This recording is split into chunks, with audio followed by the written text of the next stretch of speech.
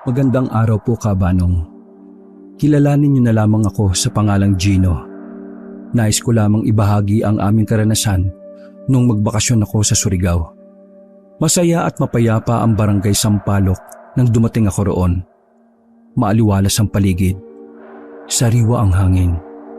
Damang-dama ko talaga ang pagiging probinsya ng lugar. Malayong-malayo ito sa Maynila na maingay, maalikabok at maraming polusyon. Ang tunay na dahilan kung bakit sumama ako sa workmate ko na si Polo para magbakasyon doon ay dahil sabi nila, kapag broken-hearted ka raw ay mag-travel-travel ka lang.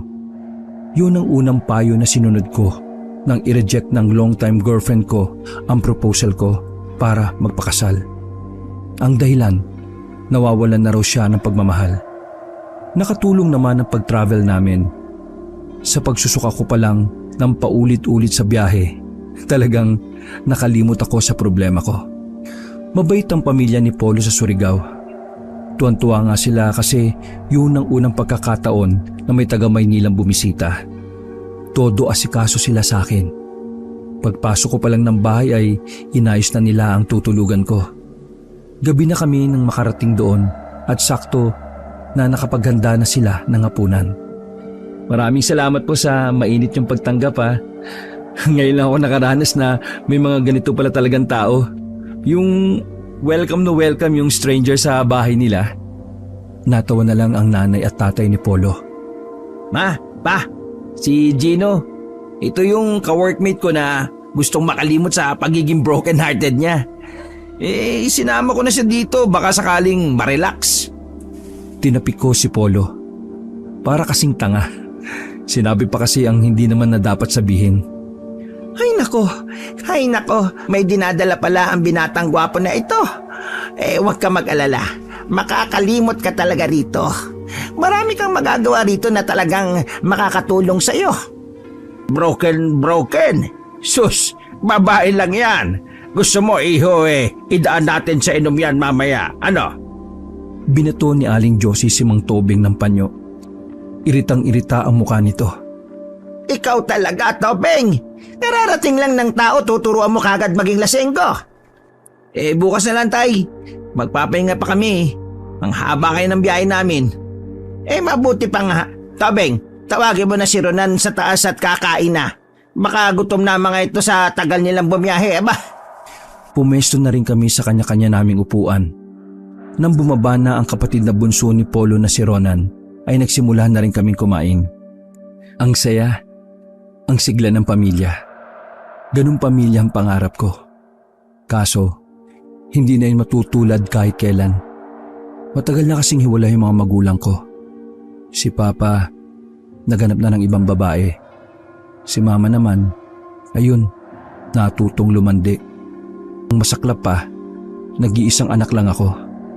Mabuti nga nakilala ko si Polo. Kahit na papaano pakiramdam ko may kapatid ako. Masayang natapos ang hapunan namin. Pagkatapos ay niyaya ako ni Polo na tumambay sa gilid ng bahay nila. Mayroon kasi silang maliit na garden sa tapat na para sa 3 hanggang 5 tao. Para kahit papaano kumaan yung pakiramdam mo. Oo nga pre, maraming salamat talaga. Nakakatulong pala talaga yung paglayo ano. First girlfriend mo ba si Kiana? Oo pre, akala ko nga siya na Alam mo ba, sabi nila, lahat daw ng first, hindi talaga yun yung last. Oh, sino naman nagsabi niyan? Napatigil sa sasabihin si Polo nang sumabat si Ronan. Gagawa lang yan ni Kuya. Kunwari lang na may nagsabi pero wala naman talaga. Sumimangot naman si Polo ng mga sandaling yon. Oy, Palkano, nag-uusap kaming dalawa dito Bakit ka ba nandito? Bawal ba makisabat? Ang corny kasi ng usapan niyo Corny? Palibasa, di ka pa nagkaka-girlfriend. Anong gusto mo usapan? Aswang? Yak! Baduy! Nang marinig ni Ronan ang salitang aswang, ay napaayos agad ito ng upo at ako ang pinagtuunan. Kuya Gino, naniniwala ka ba sa aswang? Malapad ang ngiti ni Ronan.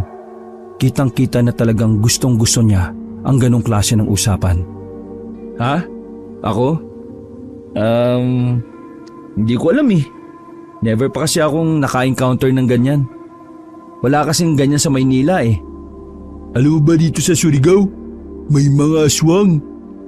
Oy, Ronan, tumigil ka nga. Nagsasabi mo dyan. 2023 na no? Wala nang ganyan. Binubuang mo pa itong si Gino eh, broken hearted na nga. Para nga makalimot siya sa sakit ng puso niya eh. Dapat aswang naman ang isipin niya. Aswang? Paano ba masasabi na aswang ang isang tao? Hindi na nakatiis si Ronan. Tumabi na siya sa akin. Ganito kasi Kuya Gino. Sabi nila, kapag tumingin ka sa kanila sa pagitan ng dalawa mong hita na nakabaliktad makikita mo ang totoo nilang itsura. Yung nakatuwad ka. Yun. Ha? Paano? Tutuwad? Pinagawa ka lang kengkoy niya ni Ronan. Huwag kang maniwala dyan oh. Kaya ayaw maniwala ni Kuya sa aswang kasi nung pinagbubuntis siya ni Mama ay inaswang siya. Medyo napikon na si Polo ng mga sandaling yon. Tumayo na si Polo at sapilitang pinaalis si Ronan. Buisit ka, Epal. Ganyan yan kapag may bisita eh. Pa-Epal. Natatawa na lang ako sa kanila magkapatid. Pagkatapos ng pagtambay namin doon, ay sinabihan na rin kami ni Aling Josie na magsitulog na. Mag-isa lang ako sa silid dahil iba rin naman ang kwarto ni Polo. Pero pareho lang naman kaming nasa second floor. Halos kalahating oras na pero hindi pa rin ako dinadalaw ng antok. Palagay ko noon ay namamahay talaga ako. Kaya naman bumangon ako sandali at binuksan ko ang bintana. Yumakap agad sa akin ang malamig na simoy ng hangin sa labas. Tumambay ako saglit sa harapan ng bintana. Maya-maya lang Kabanong, may natanaw ako sa kalsada. Isang lalaki. Nakatayo lang naman siya sa gilid. Hindi ko alam kung anong ginagawa niya roon. Pero palagay ko ay meron siyang hinihintay. Isasara ko na lang sana ang bintana nang biglang may parang malaking ibon ang dumaan. Napamura ako Kabanong na makita kong dinagit na malaking ibon yung lalaki. Dinig ko pa ang paghingi niya ng tulong habang dinala na siya sa ere. Nang tingnan ko ng maigi ang malaking ibon, napansin ko na parang hindi lang siya basta ibon. Tao yung katawan niya eh. Mabilis kong isinara ang bintana. Otomatik kong nanginig ang kamay ko nang dahil sa takot. Dahil sa malamig ang klima, katakataka ang biglang pagtagaktak ng pawis ko. Hindi ako pwedeng magkamali Kabanong. Ang nakita ko ay taong may pakpak. Hindi kaya aswang yung nakita ko? Totoo yung sinasabi ni Ronan? Hindi ako mapakali nung mga sandaling yan. Sinubukan kong tawagan si Polo sa kabilang kwarto pero nakatulog na siya. Dahil sa nangyari ay hindi ako nakatulog. Mulat na mulat pa ang mga mata ko paggising nilang lahat.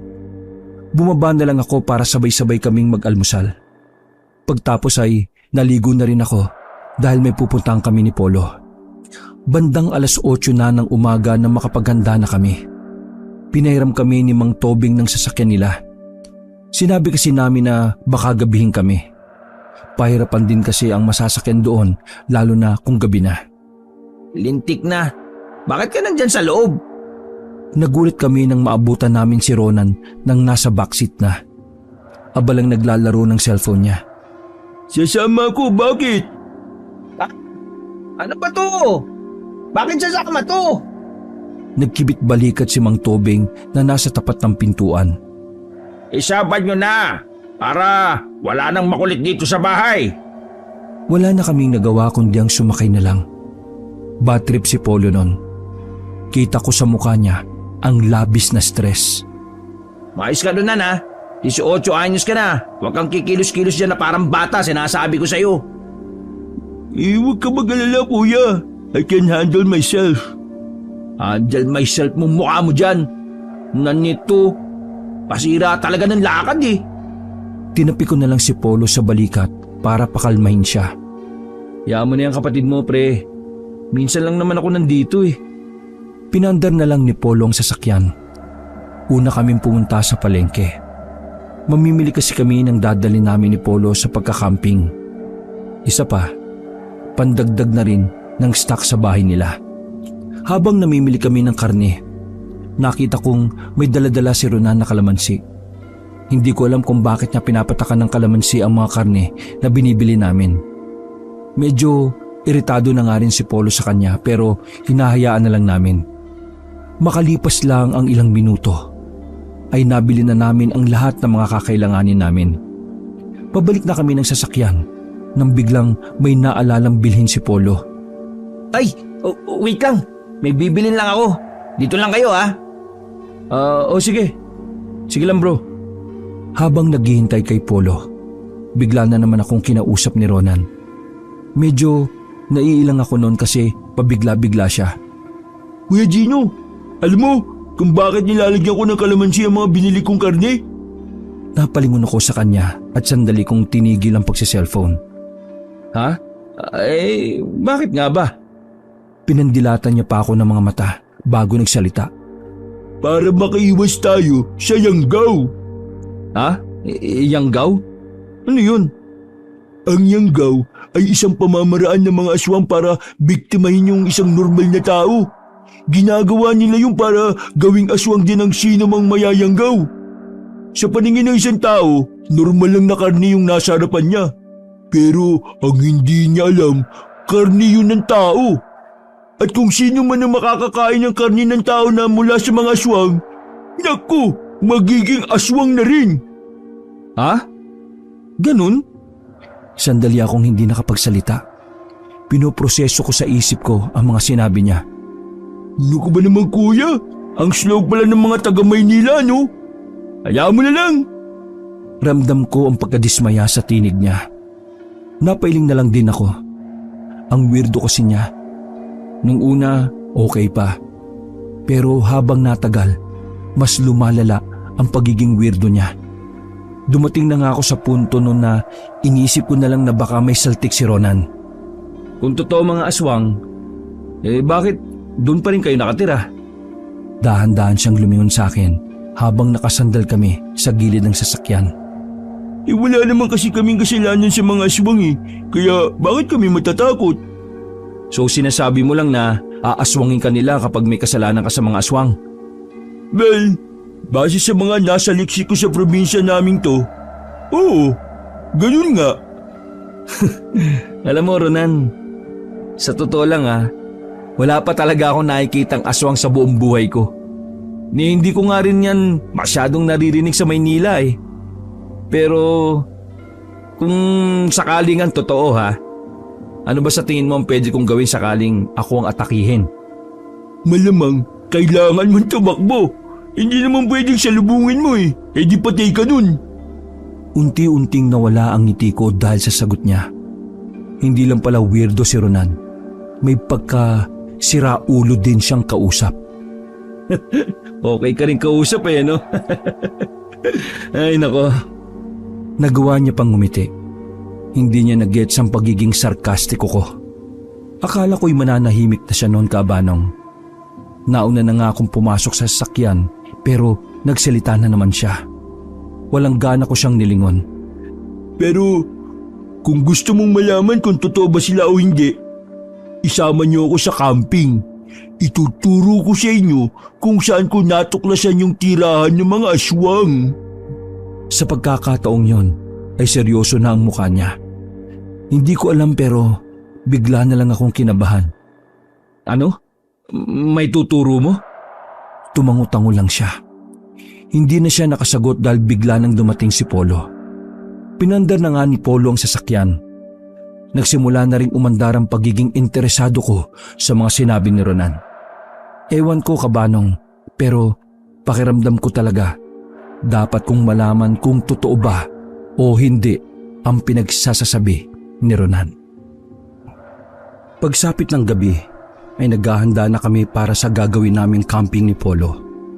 Medyo nagkaroon lang ng kaunting delay dahil nagtalo pa si Polo at si Aling Josie. Ayaw kasi siyang payagan hanggat hindi kasama si Ronan. Na nung mga sandaling yon ay nag-impake na rin pala. Nakaredy na rin kumbaga. Bakit ba kasi kailangan isama niya si Ronan Banding namin magkatrabaho to Kaya nga kami pumunta dito para mag-relax Makakapag-relax din kayo doon. Kahit kasama ang kapatid mo, sige na, isama mo na. Minsan lang yan makaranas ng ganyan eh. Maawa ka naman sa kapatid mo. Ano po? Maawa? Ganyang mukha, maawa ko? Kapag tinitingnan ko pa nga lang yan eh, nakakainis na eh. Bakit magalit ka dyan kay Ronan? Nung baby nga yan eh, ikaw ang nagpapalit ng diaper niyan. Pre, sige na. Hayaan mo na. Isama na lang natin. Sigurado ka, pre? Oo, gaya nga nasabi ng mama mo, hindi pa nakakaranas si Ronan ng camping. Hayaan mong maranasan naman niya. Bumuga na lang ng hangin si Polo. Napilitan na lang din siyang pumayag para matuloy na kami.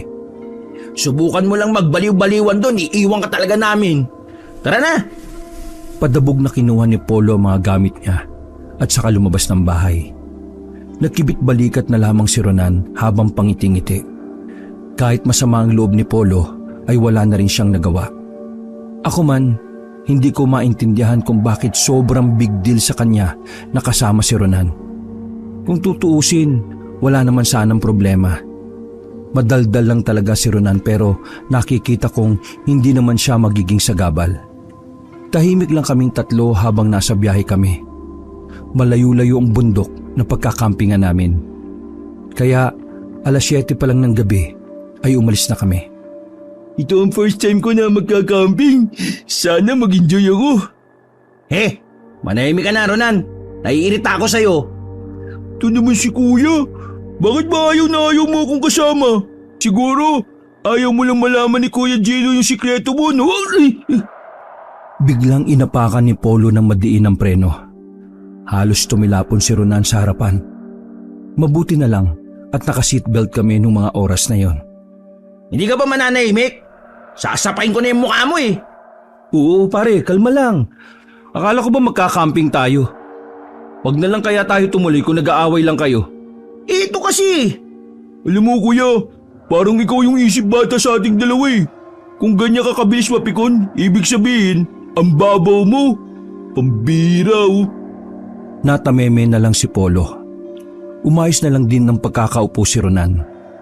Nakita ko na nakasimangot na rin siya. Ibig sabihin siguro nun ay seryoso na rin siya. Lumipas pa ang mga sandali ay malapit na rin kami sa destinasyon namin. Wala na mga poste ng ilaw ang daan. Maingat lang ang pagmamaneho ni Polo.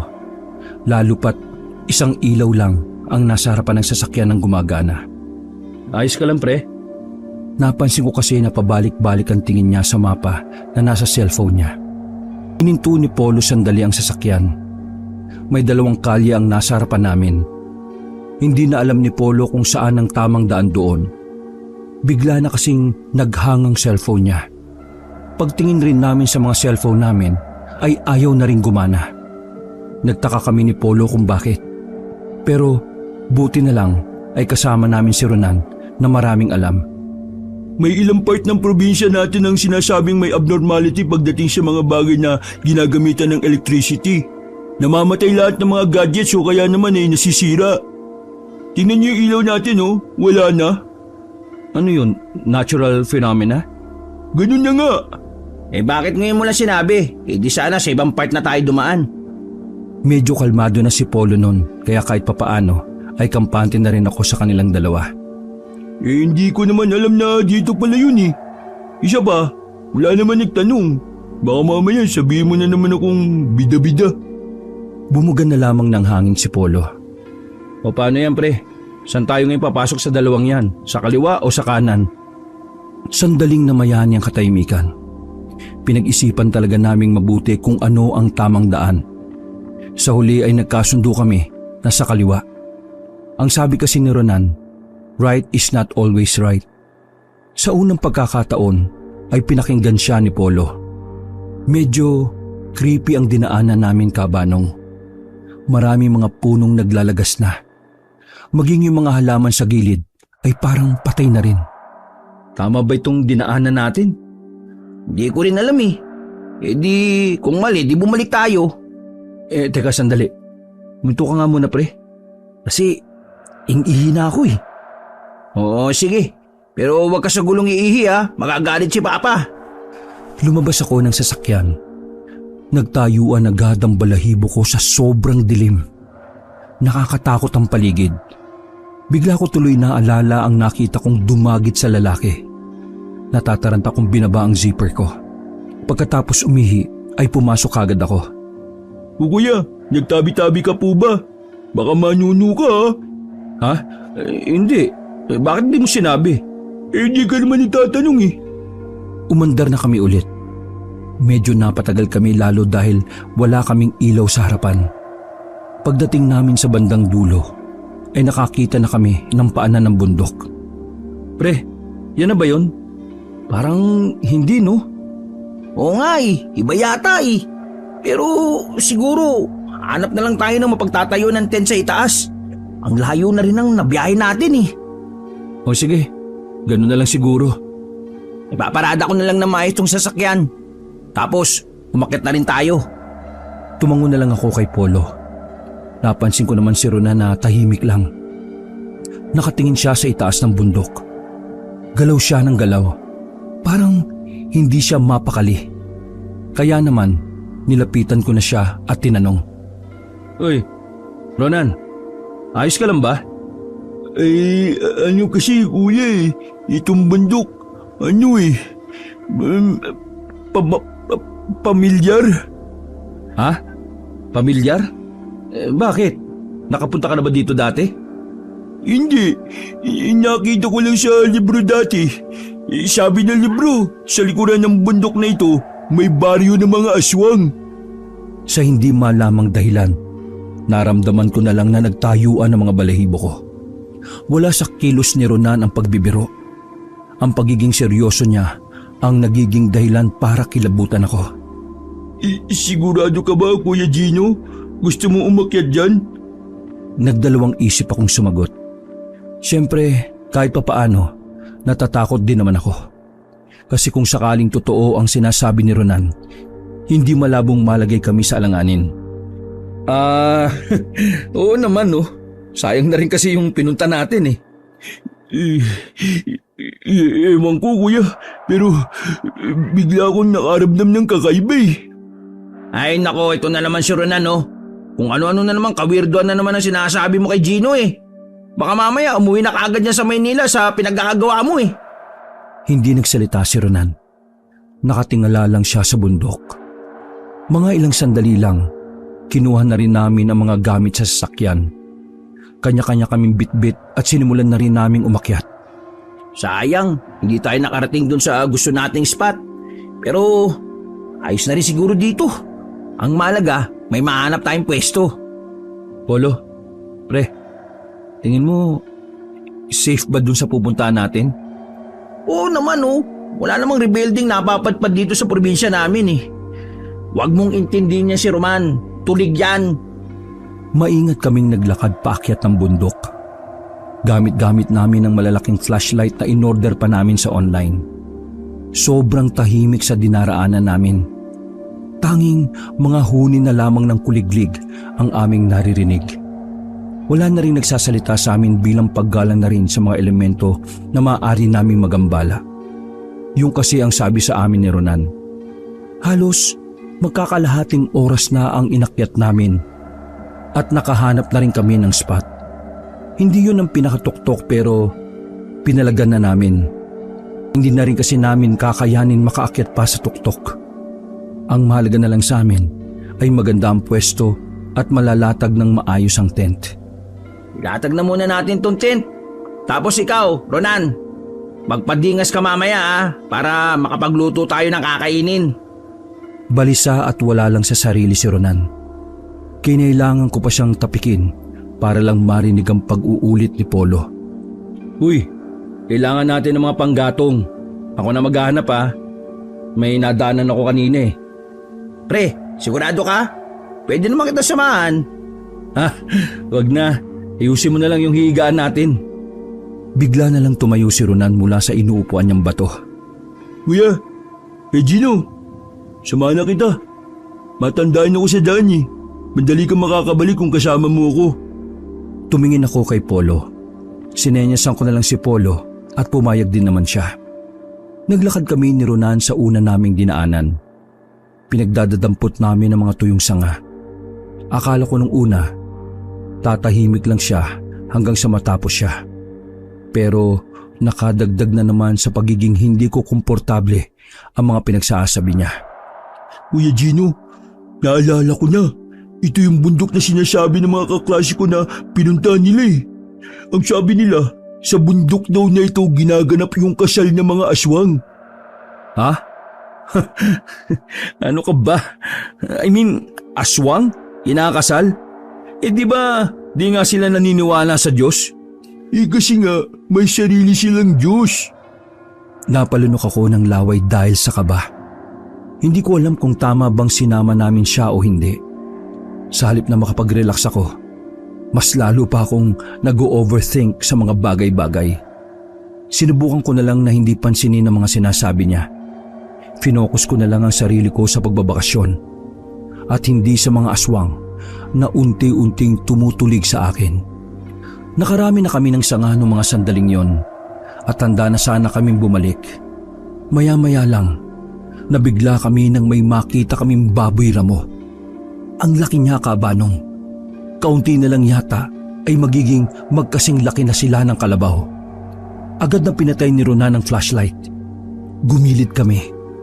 Hindi namin gaanong maaninag ang baboy ramo kaya lumapit pa kami ng bahagya. At nanlaki ang mga mata namin. Kuya Gino, aswang yan. Kapag ang baboy ramo ay masyadong malaki, aswang yan, matik. Sigurado ka ba dyan?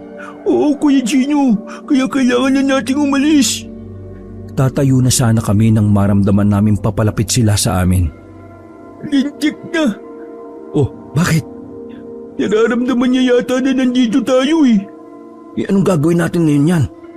Ewan ko. Wala kaming ginawa kundi ang manatili lang sa kinalalagyan namin. Aminadong kabado pero tinatatagan na lang namin ang aming kalooban. Pasinghot-singhot pa siya habang mabagal na naglalakad. Nang tiningnan ko si Ronan, ramdam ko rin ang matinding takot sa kanya dahil sa nanginginig niyang kamay. Mga ilang sandali lang ay napansin na lang namin na nag-iba ang direksyon ng baboy. Saka lang kami nakahinga ng maayos nun. Sobrang daming pawis ang nawala sa amin. Akala ko lalapain na tayo eh. Kuya Gino, kailangan na natin bumalik. Kailangan na natin sabihin kay Kuya na dapat umalis na tayo dito. Nasa paligid lang ang mga aswang. Kapag nalaman nila na nandito tayo, baka lapain talaga nila tayo. Nababalala ako para sa kaligtasan natin eh. Kinakabahan ako. Hindi na ako kumontra sa sinabi niya. Dali-dali namin binitbit ang mga tuyong sanga at naglakad na rin kami paalis. Nang makabalik na kami, ay wala kaming inabutan. Wala na si Polo. Ang nandoon na lamang ay ang tent namin at ang ilang gamit sa labas na naiwan. Ito na nga ba sinasabi ko eh. Teka, nasaan ang kapatid mo? Baka mamaya nakuha niya siya ng mga aswang. Ang bihira naman oh. May narinig kaming mga kaluskos sa paligid. Mga kaluskos na muling nagpatayo sa mga balahibo namin. Sa takot ay kumuha na lang ako ng sanga na dala namin.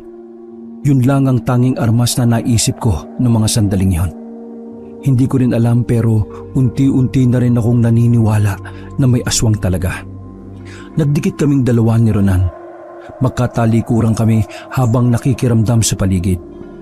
Maya-maya pa ay nagulat kami nang marinig namin nagsalita si Polo sa likuran. Takang-taka ang mukha niya at nakatingin sa mga hawak namin. Uy, ginagawa nyo? Sa lubong ang kilay ni Polo. Napagtanto ko na lang din na mukha pala kaming tanga ng mga oras na yon. Ha? Ano kasi? Kuya, kailangan na natin umalis sa lugar na ito. Hindi ligtas dito. Ano na naman pinagsasabi mo ha, Ronan? Akala ko ba magtitino ka na? Sinisira mo yung pagre-relax namin eh. Kuya, seryoso ko. Hindi ako gumagawa ng kwento. May aswang sa bundok na ito. Tumigil ka nga, Ronan. Sabi ko sa sarili ko, hindi na ako magagalit ngayon. Kaya, wag mo akong sagarin ha. Maniwala ka kasi. May aswang nga. Totoong aswang. Kapag hindi rin tayo umalis, naku, mapapahamag tayo. Hindi na nakapagpigil pa si Polo. Nasuntok na niya ang kanyang kapatid. Bagsak agad si Ronan. Sa lakas ng suntok niya ay dumugo ang nguso ni Ronan. Agad ko naman silang inawat. Tinulungan ko rin makatayo si Ronan dahil naawa ko sa kanya. Pre naman, bakit ka naman nanuntok? Usap lang, walang pisikalan. Isa ka rin kasi Gino eh. Alam mong may pagkasaltik yan si Ronan, nakikinig ka rin. Totoong sinasabi ng kapatid mo. Totoong may aswang, Polo. Totoo! Sandaling natamemi si Polo. Nagulat siya na maging ako ay naniniwala na rin. Kagabi, hindi ako makatulog. Sumilip ako sa bintana. May nakita kong lalaki na nasa kalye. Nagulat ako kasi may dumagit sa kanyang tao na may pakpak. Dinala siya sa ere. Tapos, hindi na siya nakababa. Polo, paano may papaliwanag na hindi totoong aswang sa nakita ko? Kaya tama si Ronan. May aswang talaga sa probinsyang ito. Kailangan na nating umuwi. Balibasa kasi, wala kang pinaniniwalaan kundi sarili mo lang eh. Pasalamat ka pa nga at gusto ka naming isama pa uwi eh. Kapag iniwan ka namin dito, baka mamatay ka na. Sinuway ko si Ronan. Nanahimik naman siya. Habang si Polo naman ay mukhang hindi pa rin alam ang sasabihin. Polo, pre, magligpit na tayo. Iba na rin ang pakiramdam ko eh. Ipagpaliban na lang muna natin itong camping na ito. Pero nandito na tayo eh. Nagsayang lang tayo ng oras kung uuwi tayo. Pati gasolina, pagod. Pre, mamili ka. Magsayang ng oras o magsayang ng buhay. Ay, bahala na nga kayo. Padabog na pinagdadampot ni Polo ang mga gamit. Sinimulan na rin naming itupi ang tent. Nang mailagay na namin sa malaking bag ang mga kagamitan, nagsimula na rin kaming maglakad. Hindi na tayo pwedeng dumaan sa una nating dinaanan. Anong hindi pwede? Sa direksyon na yun nandun yung sasakyan natin eh. Nag-iisip ka ba? Kasi kuya, iba pakiramdam ko eh. Sa daan na yan nakita namin ni Kuya Gino, yung malaking baboy ramo. Malakas ang kutob ko na mas marami sila kung babalik tayo sa dinaanan namin. Dito tayo dumaan. Medyo malayo pero mas ligtas dito. Ano? Iikutin natin tong bundok? Wala tayong choice. Diyos ko naman oh. Oo, kalma. Wala namang magagawa yung inis mo eh. Ba't ba kasi sumama yan eh? Mas okay yung dalawa lang tayo eh. Sinimulan na rin namin maglakad nang manahimik na rin si Polo.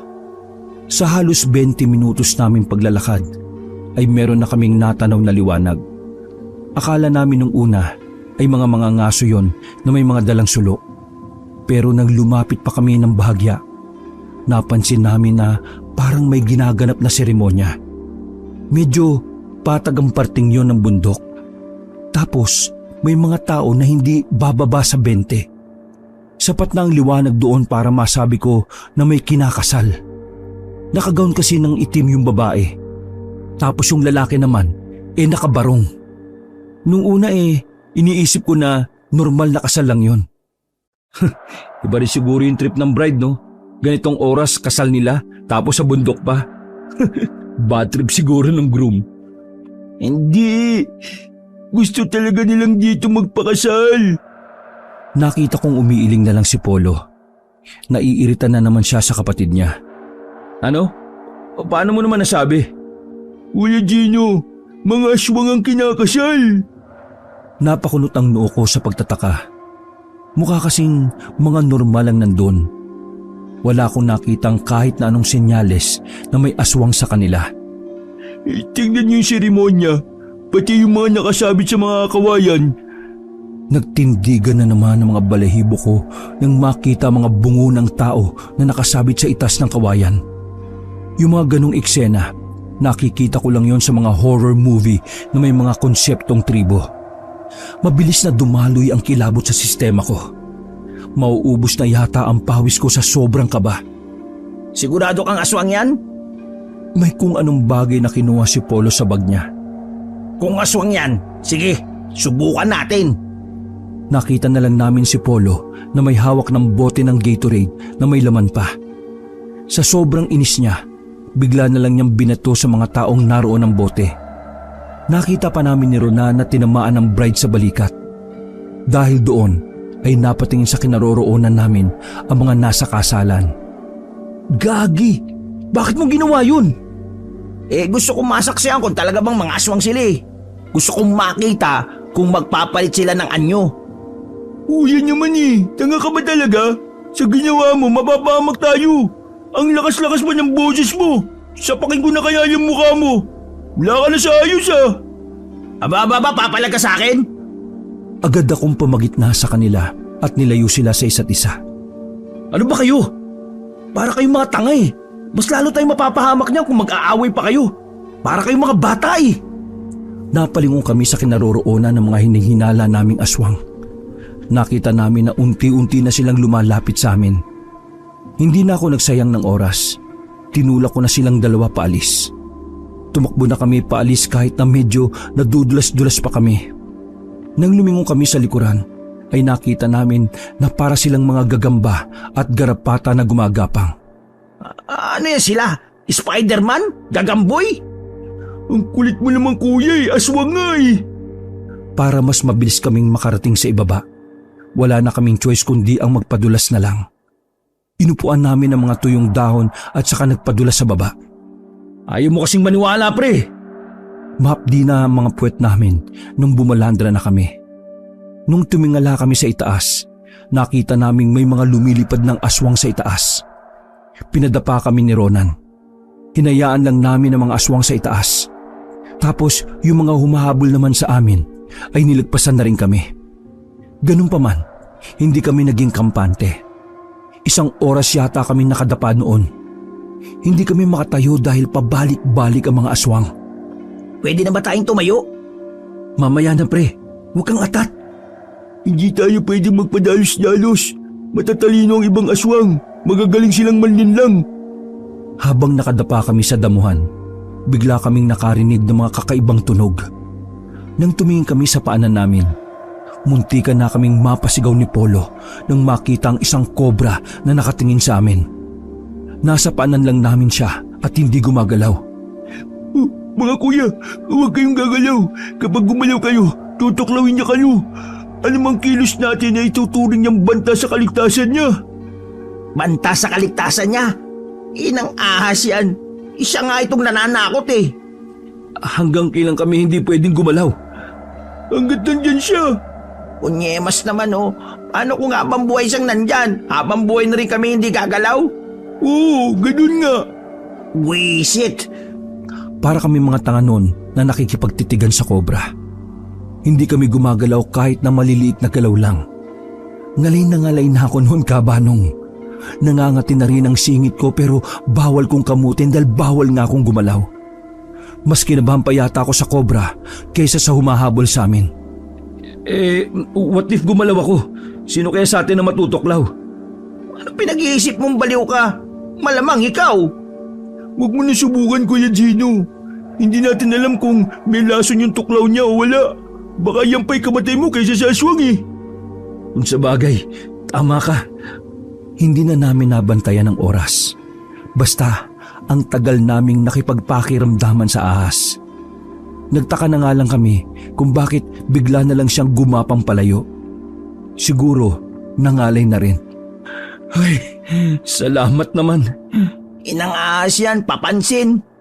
Mas okay na rin siguro yung ginawa ng ahas sa atin, no? At least, hindi tayo agad nakali sa parting ito. Medyo nakaiwas tayo sa mga aswang. Palibasa, wala sa paa mo yung ahas eh, kaya okay lang eh. Batukan ko yung mukha mo dyan eh. Ha? Pwede ba yun?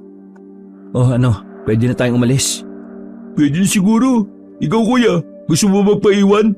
Si Raulo. Muli naming ipinagpatuloy ang paglalakad. Dahil medyo malayo-layo na ang dinaanan namin at kinailangan pa naming balikan ng sasakyan para na rin naming nilibot ang kalahati ng bundok. 5:00 na ng umaga nang mapuntahan namin ang sasakyan. Grabing pagkaligaw kasi ang nangyari sa amin. Mabuti na lang talaga, magaling si Ronan sa mga pasikot-sikot. Kaya kahit na papaano ay nagawan namin ng paraan. Nakauwi naman kami ng ligtas sa bahay nila Polo. Nagtaka nga lang ang magulang nila kung bakit napaaga kami. Ang sinabi kasi namin sa kanila hapon na kami makakabalik. Nung umagang yon, nagkasundo kaming tatlo na hindi namin ipapaalam ang lahat ng nangyari. Kapag nalaman kasi ni Aling Josie at Mang Tobing ang nangyari, baka hindi na kami payagan pang makalabas. Lalo pat ang mga yon ay naniniwala rin sa mga aswang. Isa pa, para na rin hindi madagdagan ang iniisip ng mga magulang nila. Ayon kasi kay Ronan, takot din ang kanyang mga magulang sa aswang. May history kasi ang mga yon nung si Polo pa lang ang pinagbubuntis ni Aling Josie. Para marelax sa mga utak, ay napagpasyahan namin na itulog na lang muna ang mga nangyari. Salamat naman sa Diyos at nakatulog na rin ako. Sa sobrang sarap nga ng tulog ko, ay dakong alas 5 na ako ng hapon nagising. Ginising ako ni Ronan para hatiran ng pagkain. Umupo siya sa dulo ng kama at nag-aalalang tiningnan ako. Kuya Gino, ayos ka lang ba? Pasensya na sa mga nangyari kagabi ha. Kung naalala ko lang sana na doon pala yung bundok ng mga aswang.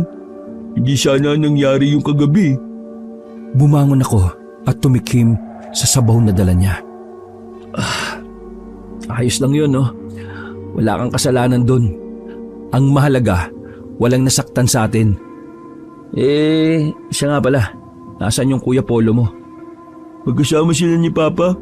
Umalis sila kaninang tanghali eh. Hanggang ngayon di pa nakakabalik. May kinuha lang silang pangsabong na manok. Bumuntong hininga muna ako bago nagsalita ulit. Alam mo, Ronan, nawala sa utak ko na broken hearted ako eh. Kasi walang ibang natakbo sa utak ko ngayon kundi mga aswang. Sabihin mo nga, talamak ba talaga yung mga aswang dito sa Surigao? I mean, kahit saan ka magpunta meron? Hindi. Ewan ko nga kung bakit parang bigla silang dumami. Oo, dati may mga gumagala talaga. Pero mula nang may mabuong grupo ng mga manunugis dito sa barangay namin, unti-unti silang nawala. Ganun ba? Baka naman kasi nagparami na sila. Umiling si Ronan. Hindi niya rin alam ang sagot sa tanong ko. Ang alam lang niya, maaring isa na sa mga aswang ang makakasalubong namin. Gawa nga ng pagkalat-kalat na talaga sila. Tingin mo, malalaman kaya ng mga aswang na tayo yung nakasira sa kasal kagabi? Si Kuya talaga, hindi tayo… Ha? Napatigil kami nang may marinig sa labas na batang umiiyak. Akala namin kung ano nang nangyari kaya dali-dali kaming lumabas.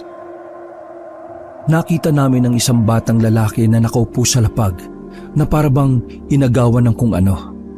Dahil sa pag-aalala na baka nasagasaan siya, agad naming tiningnan ang katawan niya kung meron ba siyang sugat o galos. Ayos ka lang ba, bata? Anong nangyari sa'yo? Huminto sa pag-iyak ang bata nang makita niya kami. Bigla na lang siyang yumakap sa binti ni Ronan. Bata, taga-saan ka ba? Sino mga magulang mo nang maihatid ka namin pa uwi? Umiling-iling lang ang bata. Bigla na naman siyang umiyak. Sa pagkakataon na yon ay mas malakas na ang iyak niya. Kaya naman hindi na nakatiis si Ronan kundi ang dalin niya ang bata sa loob ng kanilang bakuran. Nang pauwi na namin ang bata sa hagdanan, ay saka lang siya tumahimik. Namumugto na rin ang mga mata niya. Ang lungkot-lungkot ng mukha niya. Kuya, hindi na po ba makakabalik ang mama ko at papa ko? Nagkatinginan kami ni Ronan sa sinabi ng bata. Hindi namin inakala na yun ang ibubungad niya sa amin. Dahil ako ang medyo magaling makipag-usap sa mga bata, ako na rin ang nagtanong kung ano ang nangyari. Bata, ano bang nangyari sa mga magulang mo? Pwede ba naming malaman? Pero kung ayaw mo naman sabihin, pangalan mo na lang ang gusto ko malaman. Parang sandaling nag-isip ang bata. Ewan ko kung anong tumatakbo sa isipan niya at bakit parang sobra siyang nasasaktan. Hindi po natuloy yung kasal ng mga magulang ko eh. Pagsabing yun ng bata ay pareho kaming kaagad na naisip ni Ronan. Pero inisip din namin na baka masyado lang kaming nag-iisip. Kaya ang ginawa ko ay pinagpatuloy ko lang ang pakikipag-usap sa bata. Hindi natuloy ang kasal ng mga magulang mo? Nako, bakit naman? May nambato po kasi sa kanila ng bote. Nagalit si mama. Ang sabi ni mama, hanggat hindi nahanap yung gumawa nun, hindi matutuloy ang kasal po. Tapos, kanina, nagiwalay na sila. Pinabayaan po ko. Muli na namang umiyak ang bata. Nakaramdam na naman kami ng kaba ni Ronan. 100% na kasi kaming sigurado. Hindi kami pwede magkamali. Yun ang batang nakita namin na kasama ng bride at groom. Sandali lang. Dito ka lang ha. Ikukuha ka namin ng makakain sa loob. Agad akong hinila ni Ronan para kausapin. Kuya Ronan, hindi tayo pwedeng magkamali. Tsak, siya yung anak ng kinakasal kagabi.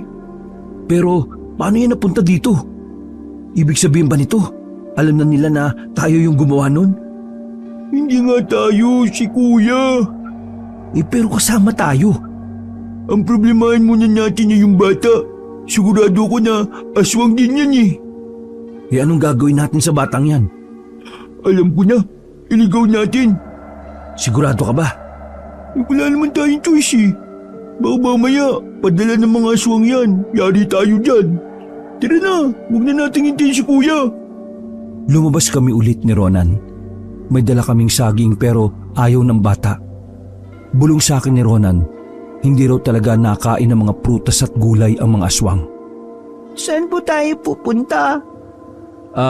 Babalikan natin yung mga magulang mo. Tutulungan ka namin para magkabalikan ng mga magulang mo. Gusto mo ba yon? Nanginginig ang mata ng bata. Ginanahan siyang maglakad at nag-umpisang magligalig. Talaga po?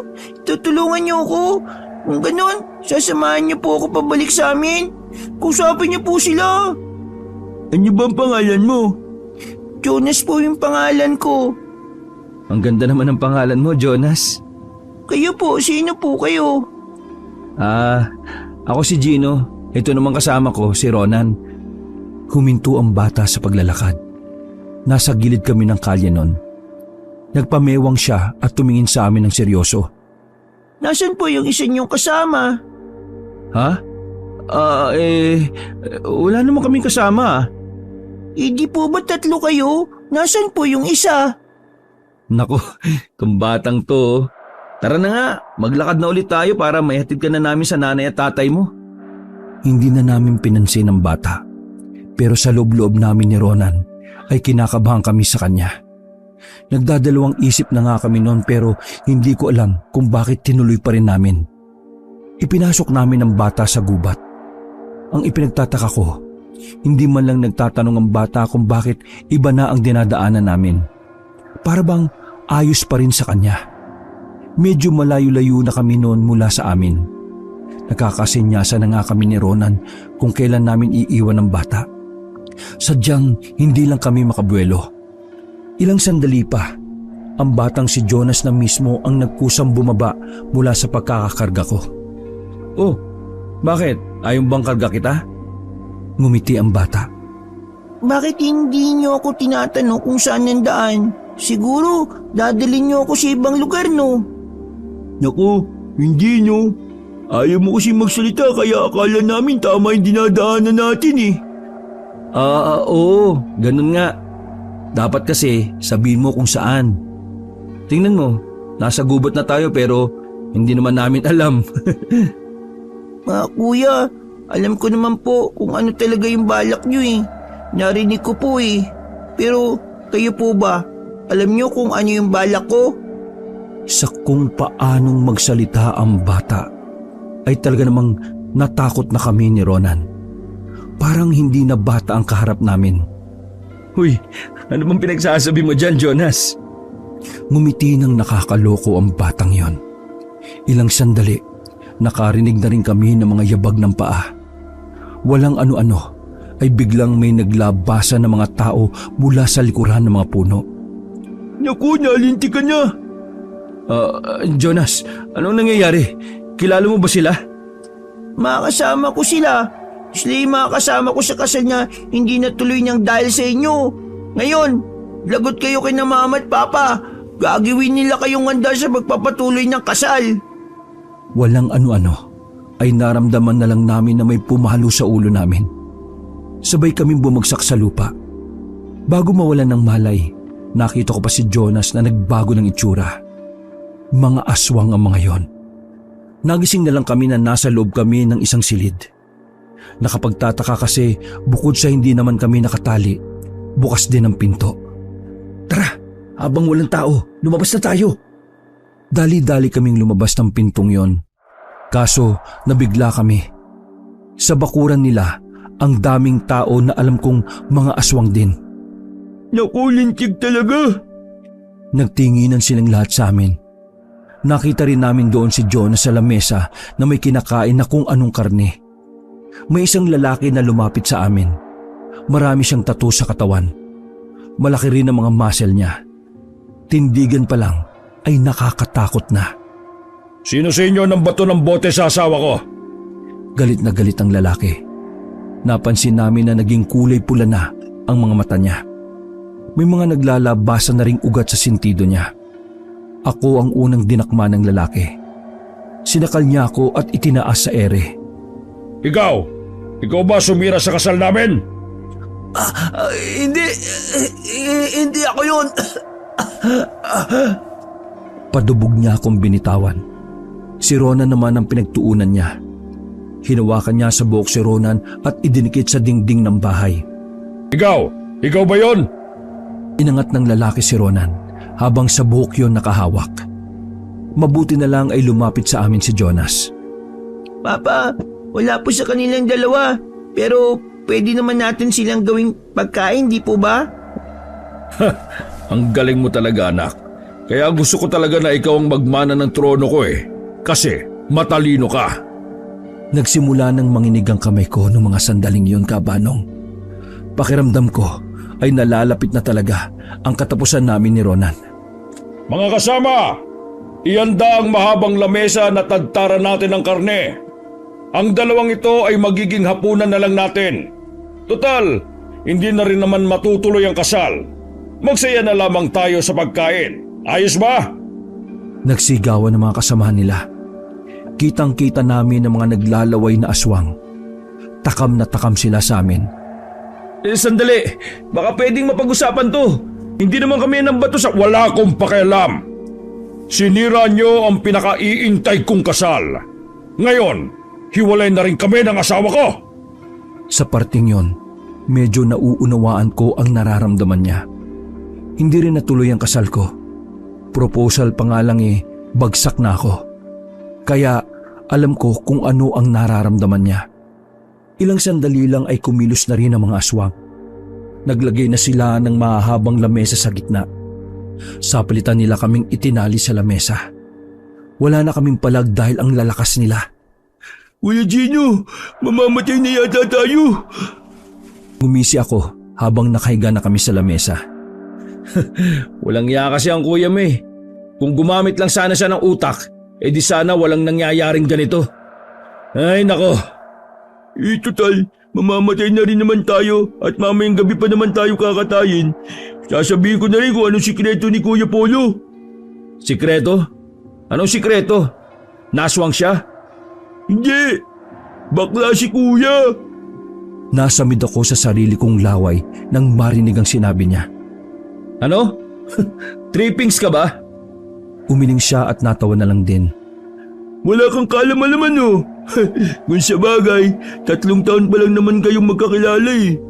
Bakla si Kuya since high school pa siya. Pero hindi siya bakla na malambot ha. Sadyang lalaki lang talaga ang gusto niya. Ano? Totoo ba? Sa totoo lang, bago kayo pumunta dito, sinabihan na niya kami na huwag maingay.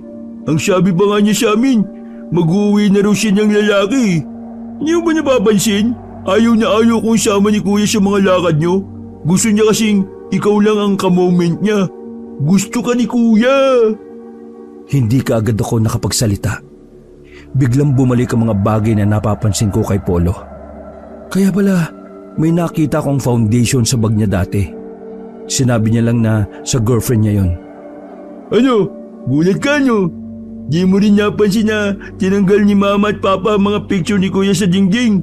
Lahat kasi ng picture niya ron, naka-blush on. Sinasabi ko sa iyo to para pagtawanan si Kuya. Gusto ko lang maging malinaw sa iyo lahat. na lahat ng ginagawa sa'yo ni Kuya may meaning. Kung sakaling mabuhay tayo mamayang gabi, sabi mo sa kanya na alam mo na para magtigil siya sa pagpapantasya niya sa'yo. Pinapatawa lang kita. Sa totoo lang, natatakot na ako. Natigil ang pag-uusap namin nang biglang dumating ang ilang pang mga aswang. Meron silang bit-bit na isang lalaki. Palagay namin ay tao lang din yun katulad namin. Pumapalag-palag pa ang isang lalaki kaya bigla na lang siyang tinaga sa ulo ng isang aswang. Lagot ka kay Kabando. Sabing huwag patayin eh. Gusto ni Jonas buhay yung pagkain. Ang kulit-kulit Balag ng palag Sirit ang dugo ng lalaki habang nakadapa na sa lupa.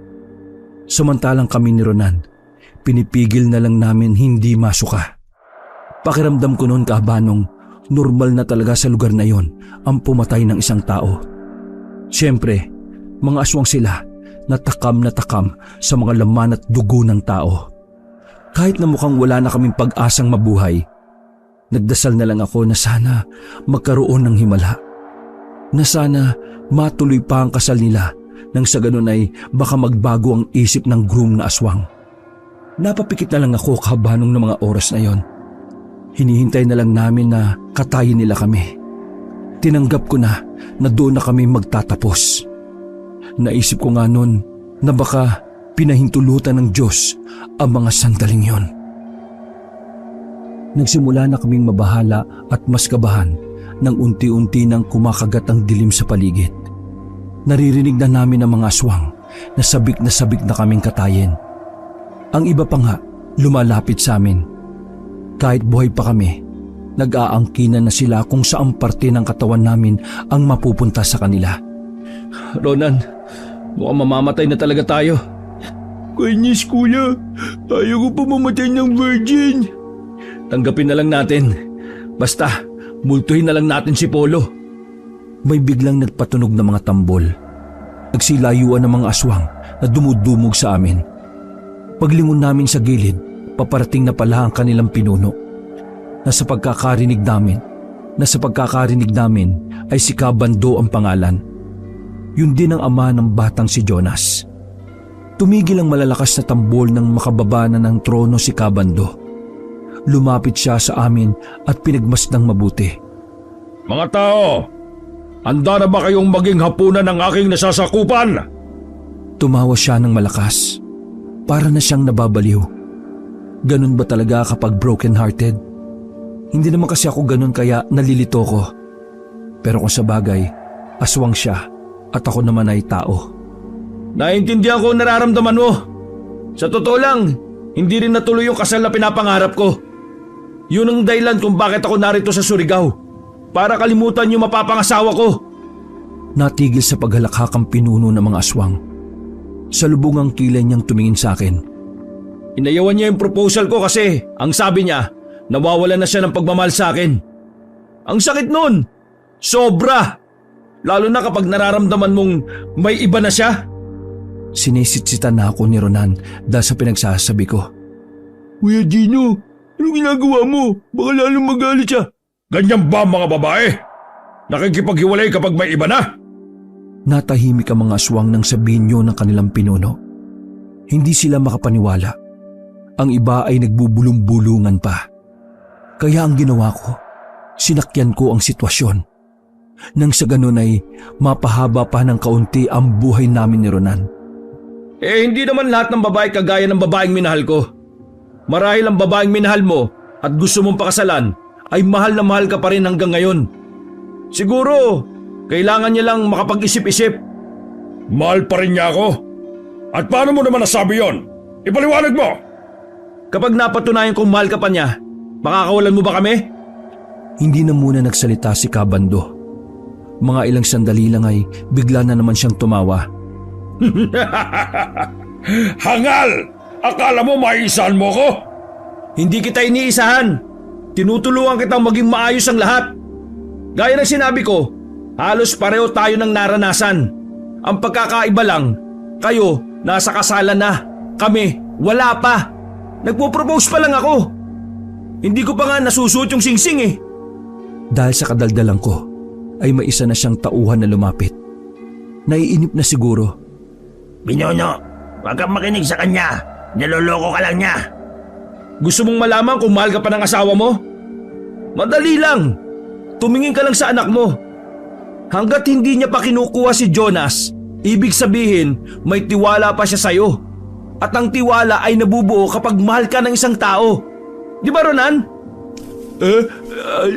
Oo, tama yan. Baka nga, tama. Nakisakay na lang din si Ronan kahit na halatang natatakot na rin siya. Ako naman ay kalmado lang. Para sa akin, isang sugal na ang sitwasyon na yon. Binyonyo, tandaan mo, manloloko mga tao. Huwag kang papatalo sa kanya. Nagulat ang lahat nang itarak ni Kabando ang kanyang kamay sa dibdib ng lalaki.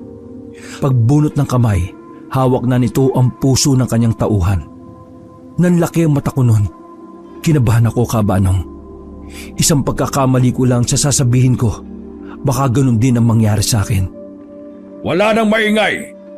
Sige, sabihin mo sa akin kung paano ko mapapabalik ang mahal kong babae rito. Huminga muna ako ng malalim. Naiilang ako sa hawak-hawak niyang puso na tumitibok-tibok pa. Kailangan mong hayaan siya na makapag-isip. Tsaka ko, na kapag lumamig na ang sitwasyon, maliliwanagan na rin siya na mahal ka pa rin niya. Hindi ko kaya maghintay. Gusto ko, ngayon na kami magkaayos. Naintindihan mo ba yon? Ngayon ko gustong matuloy ang kasal. Bakit mo ako utosang maghintay? Pinalo niya ng malakas ang lamesa. Halos maalog ang utak ko sa lakas ng pagpalo niya. Oh, kumalma ka! Kapag nalaman niyang ganito ka, mas lalong lalayo ang loob niya. Umayos ka nga! May anak kayo, di ba? Bakit ba napaka makasarili mo? Isipin mo ang anak niyo. Kung wala kang ibang iisipin kundi ang kasal, mapapabayaan mo ang anak mo. Sa tingin mo matutuwa siya kapag nangyari yun? Hindi! Kaya pwede ba tumigil ka sa kakaganyan mo? Hindi bagay para sa isang ama at asawa na para kang batang nagmamaktol. Ikaw pa naman ang pinuno nila, oh. Mabuti ka pa nga eh, muntik na kayong ikasal. Eh ako, nagsisimula pa lang, natapos na kagad. Alam mo ba kung gaano kasakit yun, ha? Masakit! Sobrang sakit! Hindi ko na napigilan ang sarili ko nun. Parang saka ko lang nailabas yung sakit na kinikimkim ko. Nawala na ako sa wisyo, Kabanong. Ang tanging naiisip ko na lang nun ay kung bakit ako iniwan ng babaeng minamahal ko. Sandali kong nakalimutan na nasa lugar pala kami ng aswang at nakatali na sa lamesa upang katayin. Kuya Gino! Uy! Natauhan ako nang marinig ko ang boses ni Ronan. Bumalik ang kaba ko. Saka ko lang napagtanto na nasigaw-siguan ko pala ang pinuno ng mga aswang. Pasensya na. Nadala lang ako ng emosyon ko. Titig na titig sa akin si Kabando. Ha! Umiiyak ka! Ibig sabihin, totoo ang nararamdaman mo. Noong mga sandaling yon, ay gumaan na ang pakiramdam ko. Nailabas ko na rin kasi ang mga salitang yon. Pakiramdam ko kasi, yun talaga ang sumasakal sa puso ko. Ronan, handa na akong mamatay. Nasabi ko na ang gusto ko sabihin eh. Nginitian ko si Ronan. Kuya Gino, huwag kang baliw. Ako ayaw ko ba? Marami ba akong pangarap sa buhay? Pinahanga mo ko sa pagiging lalaki mo. Siguro nga tama ka. Kailangan ko lang maging maayos. Nang sa ganon, makita niyang karapat dapat na ako para sa kanya. Para malaman niya na handa ko nang salagin ang lahat ng bote, wag lang siyang matamaan. Naging kalmado na si Kabando nun. Napansin ko rin na ikinatuwa yun ng mga aswang. Ayos na sana ang lahat. Inalis na kami sa lamesa. Ang kaso, biglang may dumating na namang tauhan ni Kabando. Dala-dala nila si Polo. Binyonyo, nakita namin to sa paligid. Ang sabi niya, siya raw ang bumato ng bote noong kasal ninyo at hindi ang dalawang yan. Napamura na lang kaming dalawa ni Ronan. Kung kailan napakalma na namin si Kabando, saka naman siya lumitaw. Ang tanga naman talaga kahit kailan. Diyos ko, pahamak talaga tong si Polo. Agad na nagbagong itsura ng mukha ni Kabando. Humaba ang tenga niya at dila. Dumilim din ang kanyang mga mata. Ikaw! Ikaw ang dahilan kung bakit hindi natuloy ang kasal namin! Uy, teka, sandali! Dinakmana ni Kabando si Polo. Sinakalito at sinapak agad sa mukha. Tumilapon si Polo sa harapan namin. Wala rin naman kaming magawa dahil madadamay kami kapag nagkataon. Hindi mo alam kung ano ang sinira mo! 2 angka ng sinira mo! Nang dahil sa simpleng bote ay hindi natuloy ang kasal! Kinuha ulit ni Kabando si Polo. Hinagis siya sa bakuran. Tapos kinalmot siya sa mukha. Agad na dumugo ang pisngi ni Polo. Sa pagkakataon na yon ay nakaramdam na kami ng awa sa kanya. Gusto namin siyang tulungan, pero sa tingin pa lang ng mga aswang na nakapalibot sa amin, alam na agad namin na ikamamatay namin yon. Pasensya na. Nagsisisi na ako sa ginawa ko. Sige na, patayin nyo na lang ako. Basta huwag nyo silang idadamay. Wala silang kasalanan eh. Napapalunok na lang ako ng laway sa kaba. Ibang-iba na ang itsura ni Kabando. Parang wala na siyang pakikinggan dahil sa galit niya.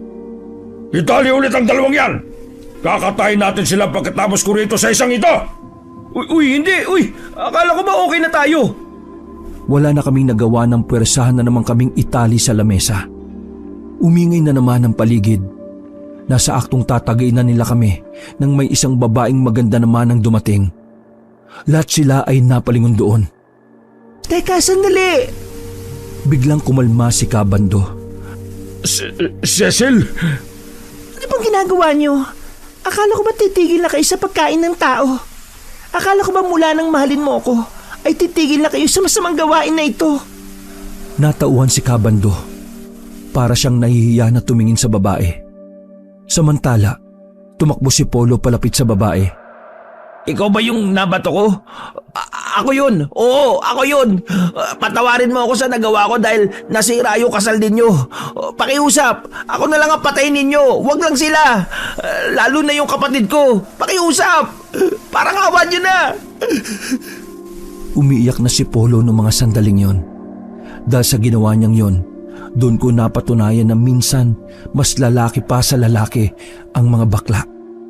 Inaamin ko na nagalit ako. Hindi ko pa napapatawad ang pagbato mo.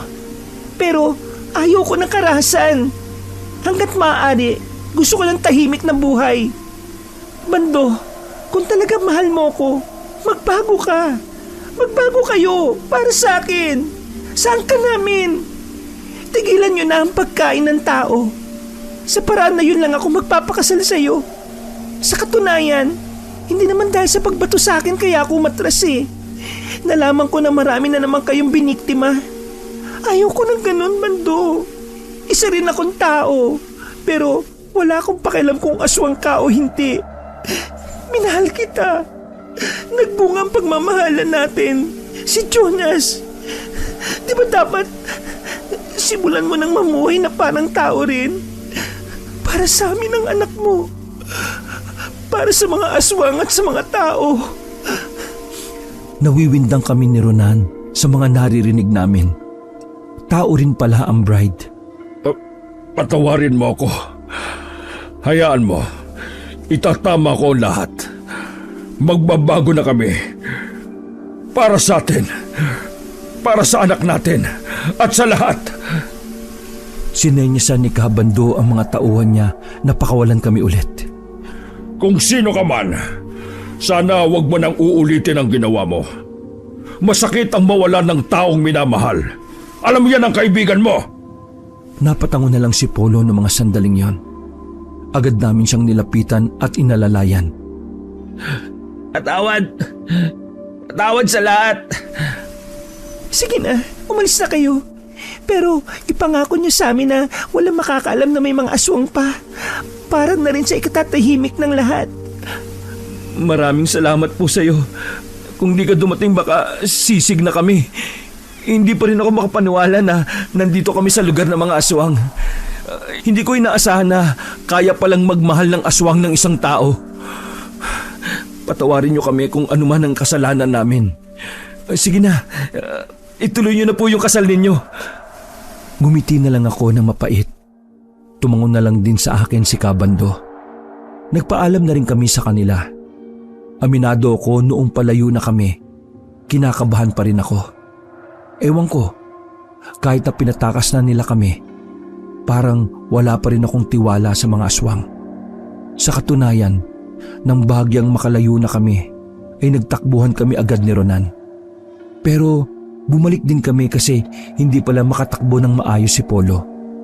Nakauwi kami sa bahay nila Polo. Nagdahilan na lang kami sa mga magulang nila na napaaway si Polo. Ayun, nagpa-blatter sila sa barangay. Tulad ng pinangako namin, wala kaming pinagsabihan. Binaon na lang namin sa alaala mga nangyari. Ay wala ng mga aswang na namamataan sa probinsya nila Polo. Nalaman na rin ni Polo na alam kong bakla siya. Nagulat siya kasi hindi niya alam kung papaano ko nalaman. Magkaibigan pa rin naman kami kahit na ganon. Nang makauwi kami ng Maynila, tuluyan na siyang nagladlad. Mula noon ay tinawag ko na siyang Baklang Aswang. Wakas.